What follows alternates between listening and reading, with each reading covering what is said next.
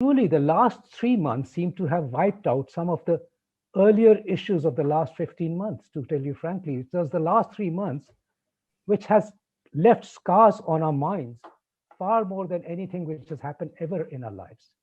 And let me explain to you in simple terms, very briefly, that we last year were watching the horrific visuals from abroad, be it Italy, be it England, be it United States, where there were queues of ambulances waiting, there were queues of patients who were, and all wards were converted into COVID wards, and there was no cardiologist. Every cardiologist was looking after COVID abroad. Our government was passionate enough to bring down a lockdown much earlier so that we didn't see the worst of it.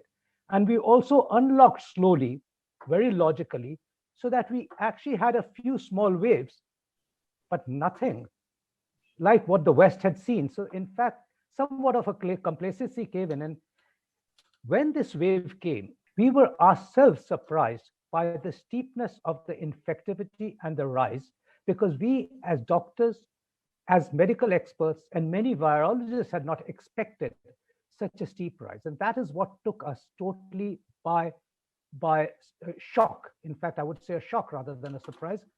In fact, very rapidly, as we started, like last year, started having meetings to ramp up our infrastructure, and the government directives started coming in, and we started diverting doctors and nurses from care of non-COVID patients to COVID patients, we realized that our meetings had to become every day, sometimes 3 times a day, because suddenly the surge in the emergencies and seriousness of the patients was far more than last time. Last year, we used to get patients who were even for isolation getting admitted saying, we want to stay here for 5 days because we only have COVID. And these were patients who had practically only sore throat and cough and fever, and they just get better and go home. This time, we started seeing patients coming in who were actually gasping, who were breathing.